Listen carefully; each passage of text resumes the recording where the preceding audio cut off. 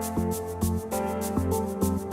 this week, for the comic book segment, we are talking about the Amazing Spider-Man, the Go Down Swinging arc. Comprises of Amazing Spider-Man issues 797 through 800. It's the most recent, big arc that the series took. Yeah.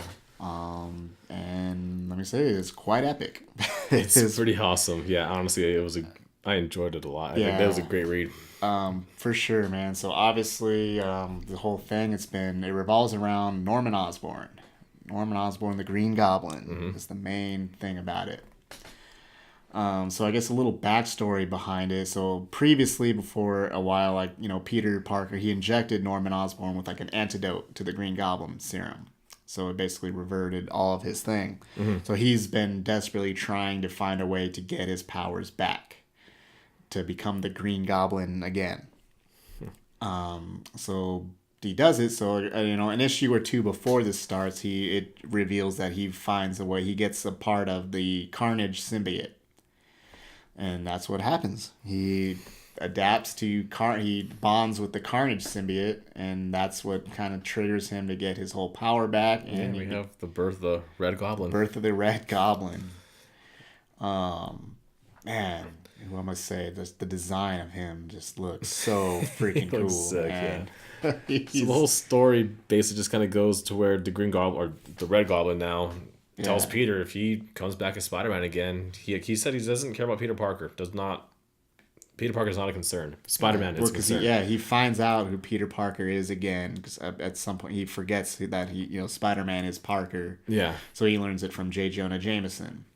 Yeah, who accidentally lets it slip that he's Peter, and then so he tells Peter, hey, if you come back as Spider-Man, I'm gonna kill every single person you love. Yeah, basically, and he overpowers him. He's basically got all of Carnage's powers and the Green Goblin's powers, but no weaknesses. None of their weaknesses. So, so the normal fire and sound vibration that usually adapts to the symbiotes and Carnage is ineffective against them.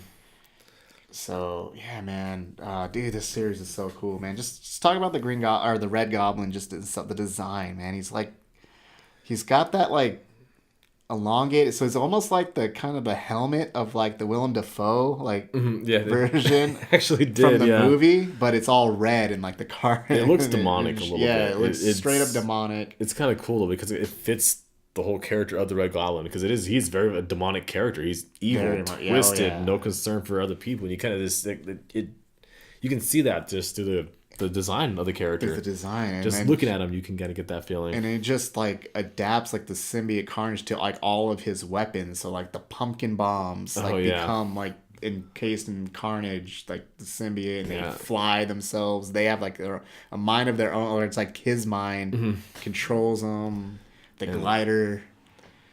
Yeah, Peter can't. His spider senses don't work against him. Yeah, because he can't pick up symbiotes, man. So, yeah, I mean he gets beaten down real fast. Yeah, and so does the whole Spidey crew that he calls to help him. And that's what he has to resort to. He has to resort to getting his crew, man. Yeah, because the first part he kind of listens to the threats, doesn't let himself be known, and his leg was also injured as well from the last fight, so he couldn't really go out there and fight himself. So he gets the whole Spider Gang to come help him try to fight, and also the Human Torch, I think, is on there too. Yeah, Human Torch. They got Flash Thompson, who became Anti-Venom a little prior to this arc. It's the whole thing with just a giant symbiote arc, but he became Anti-Venom. So his powers actually end up hurting actual symbiotes like Carnage, Venom, and anything. In which they also enlisted the help of Eddie Brock, the actual Venom. Yeah, they called him in this too. They get him in there, Mary Jane. And you get the introduction of the Black Spider-Man again. Yeah, that was cool. Awesome. So Parker, Peter, he dons the Venom symbiote again and becomes the Black Spider-Man for a little bit in this. It's really cool, man. So you get a lot in this one little arc. There's a lot thrown into it. A lot of family drama, a lot of family thing with Norman and Harry. He turns his own kid, his grandson, into poor little Normie. He's 6 years old, and he turns him into a Red Goblin too. Yeah, man. Sounds a little twisted, but so he becomes a little demon child. Yeah, he does. Demon terrorizes Aunt May. Man. Yeah, there's just so much in this issue. You got all of that. You get callbacks too, like a callback to his original death, like with the glider. Going in there. Yeah. He even says it like, "Oh, not again," or something like that, or he does it. But obviously, he doesn't. He's got the regenerative powers now, which I guess he kind of always had regenerative powers as part of his goblin. Goblin, yeah. But there's a lot of cool callbacks to this. You had tragedy in this movie too, man, because Flash Thompson he does bites the dust in this arc. And Peter start to kind of like each other. Then they like each other. Yeah, they had a mom because during this whole thing, Flash dons the identity. He pieces together the identity too. Realizes it's Peter, and then you're like, man, I feel bad for doing all that stuff. He's like, yeah. He's like, I've forgiven you a long time ago, like the hero you've become, because Flash has gone on to become a hero throughout the comics, Yeah, gets like the one thing I really didn't like about the issue, and I mentioned to you before, was the fact that what's his name, Jonah Jameson. Yeah, Jonah Jameson. He felt bad for giving away Peter's identity and kind of unraveling this entire story where Peter's life is just getting torn apart. Right. So he felt bad. So he walked onto the scene when the Norman Osborn was kind of taken out. His powers were taken away. Was going to shoot him. After the finally ended. Kill the Green Goblin. He's going to be gone, and Peter jumps in the way of the bullet and takes his shot instead. Yeah, So what didn't you like about that? The Peter jumps in the way. Why couldn't he just let him? Because Batman has one character. character. It's Peter Parker. Right. He's always done. He's never even like through. Even like Maximum Carnage. If we read Maximum Carnage, that was the whole big thing about him possibly trying to go over the edge. Like this is like, man, it's like this stuff is not working. But throughout that whole thing, that's when he realizes like he sticks to his ideals. I guess tries to save that's like every hero now is like everyone's sticking to their ideals. That's kind of what killed the Green Arrow for me in the new Arrow series. He kind of turned away from a life of.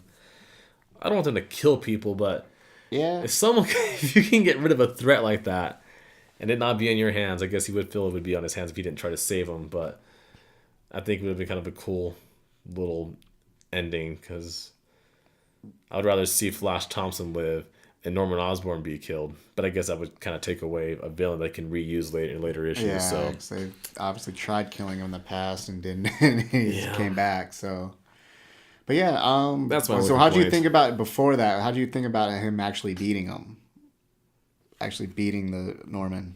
So basically, because he can't beat him as the Red Goblin. Like he's too powerful. So how he tricked him into where he plays to his ego, right? And basically tricks him into getting to remove Carnage. Yeah, that I actually liked. It was kind of cool. On the artwork in that part was freaking amazing too, because it showed Spider-Man like just really badass drawing, and then the Green Goblin's on the other side of the page. Yeah, and it was amazing artwork. So that itself just kind of made me like that part a lot. And then the beat down. It was this original Spider-Man versus original Green Goblin, and just like battle royale to the death, and it was awesome. It was a beat down. Yeah, I like that a lot. That was really cool.